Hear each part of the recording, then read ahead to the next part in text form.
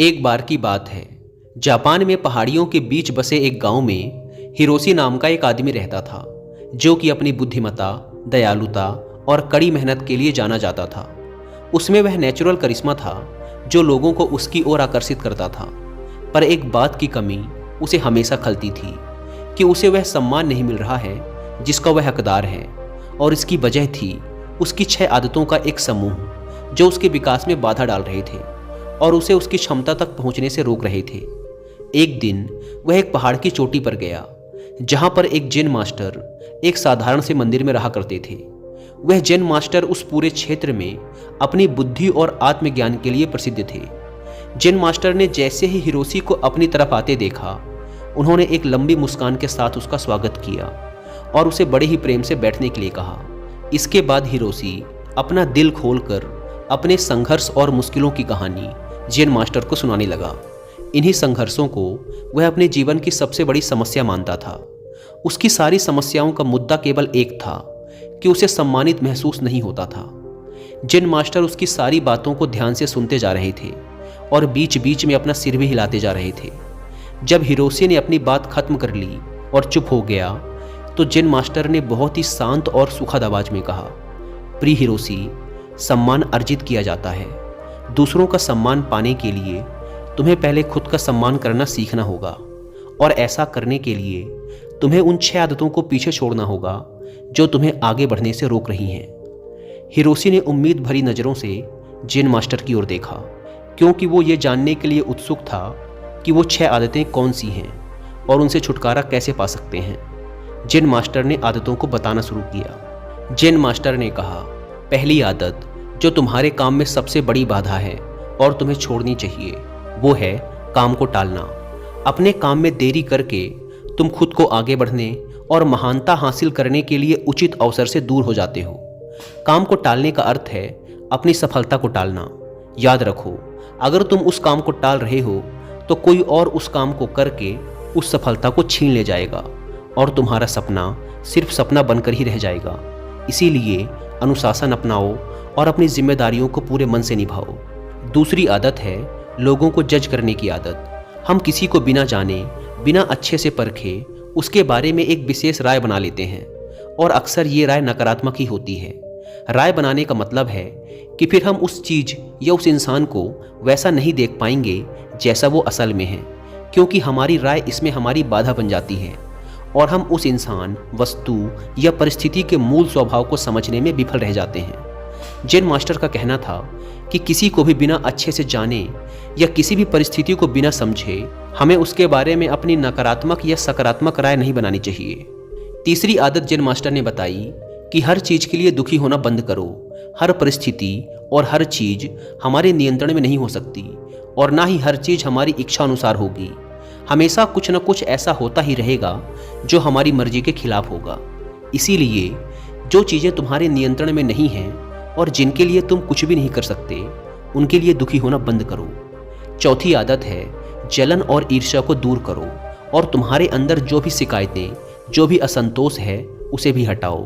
बेवजह की ईर्ष्या और गुस्सा अपने मन में रखकर हम खुद को ही नुकसान पहुंचाते हैं। इसके कारण हमारे भीतर डर और शंका पैदा होती है, जिससे बुद्धि दूषित हो जाती है और भ्रम पैदा होने लगता है, और भ्रम की वजह से किसी भी काम में सफलता नहीं मिल पाती। इसीलिए जितना जल्दी हो सके खुद को इन नकारात्मक आदतों से दूर करो।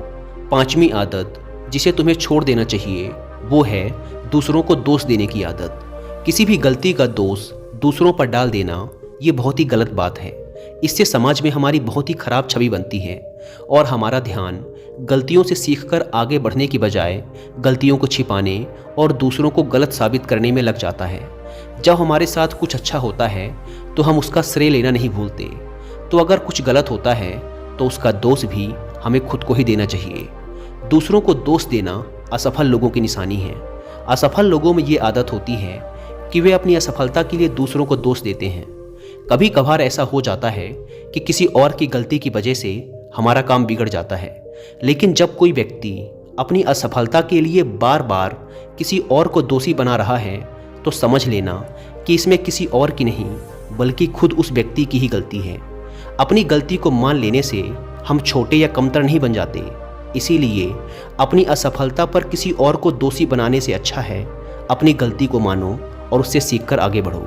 छठी और आखिरी गलती है दूसरों से अपनी तारीफ सुनने की आदत। हम दूसरों को दिखाने के लिए अक्सर कुछ न कुछ नया करते रहते हैं। हर चीज़ के लिए हम चाहते हैं कि लोग हमारी तारीफ करें, हमारे बारे में अच्छा बोलें और हम जो भी काम करें लोग उसकी प्रशंसा करें। अगर किसी बात के लिए हमारी आलोचना होती है तो हम बहुत दुखी हो जाते हैं और इस तरीके से हम लोगों के हाथों की कठपुतली बनकर रह जाते हैं। इसीलिए हमें दूसरों के तारीफ की कोई ज़रूरत नहीं है। और वैसे भी लोगों की तारीफ़ें खोखली होती हैं, जो एक पल में हमें आसमान पर पहुंचा देती हैं तो दूसरे ही पल नीचे ज़मीन पर पटक देती हैं। इसीलिए हमें लोगों की तारीफ़ और बुराई से फ़र्क नहीं पड़ना चाहिए और जो हमें पसंद है और जो हमें सही लगता है वही करना चाहिए, बशर्ते वो नैतिकता पर खरा उतरता हो। हिरोशी ने जेन मास्टर से कहा, आपने 6 बुरी आदतों के बारे में तो बता दिया, लेकिन पुरानी आदतों को छोड़ना और नई आदतों को अपनाना बहुत मुश्किल होता है।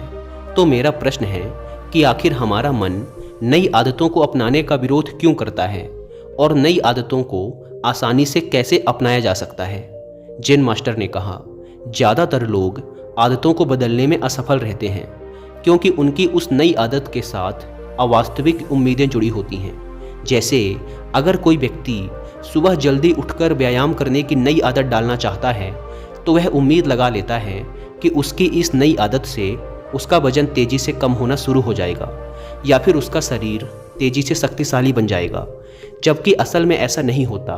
इन दोनों ही परिणामों को हासिल करने में समय लगता है, लेकिन हमारा मन पहले से ही यह निश्चित कर लेता है कि परिणाम कैसा होना चाहिए और जब हमारी उम्मीदों के अनुसार परिणाम नहीं मिलते तो हम निराश और उदास हो जाते हैं और अपनी पुरानी आदतों में वापस लौट जाते हैं। लेकिन जो व्यक्ति वास्तविक और सही उम्मीदों के साथ नई आदत की शुरुआत करता है वो उदास और निराश होने से बच जाता है और आदत बदलने के दौरान अपने आंतरिक विरोध पर काबू पा लेता है।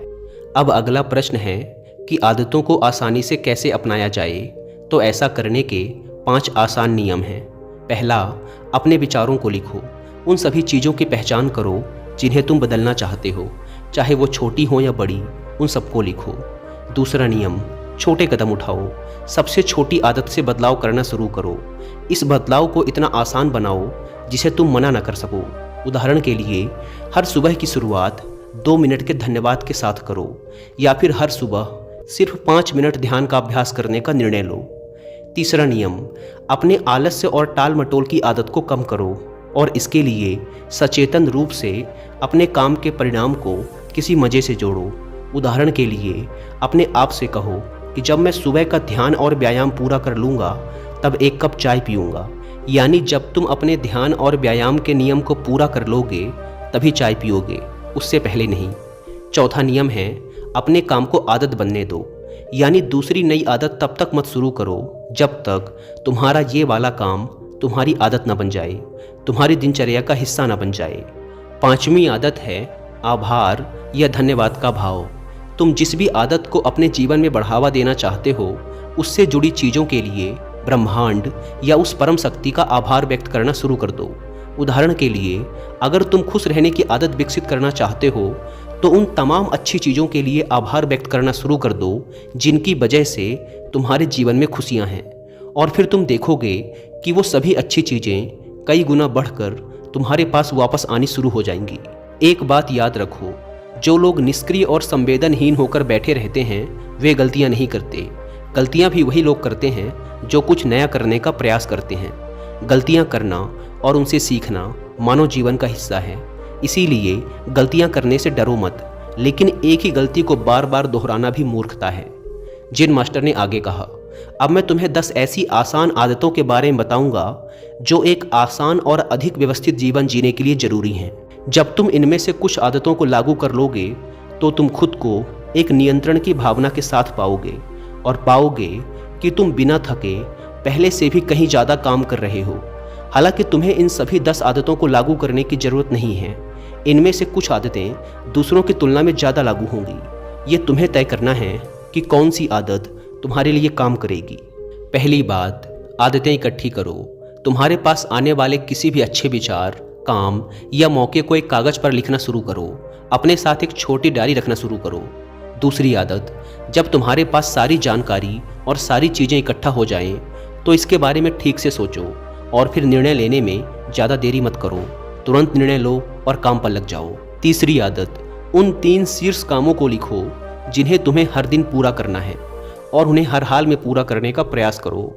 चौथी आदत, एक समय में सिर्फ एक काम पर ध्यान लगाने की आदत डालो। कभी भी एक ही समय पर एक से ज़्यादा काम करने का प्रयास मत करो। पांचवी आदत, चीज़ों को सरल और साधारण रखो, खासकर अपनी उस सूची को जिस पर तुम अपने लक्ष्य और योजनाओं को लिखते हो। अपनी सूची को एकदम स्पष्ट, सरल और आसानी से पढ़ने लायक बनाओ।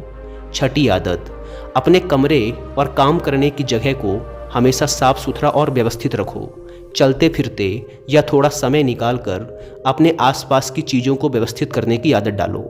सातवीं आदत, साप्ताहिक लक्ष्य निर्धारित करना और उसे बार बार जांचना कि वो पूरी तरह से सही हैं, और अगर कुछ बदलाव करने हैं तो तुम वो भी कर सकते हो। आठवीं आदत, आदतों को आसान बनाओ। केवल ज़रूरी चीज़ों पर ध्यान केंद्रित करो और बाकी चीज़ों को छोड़ दो।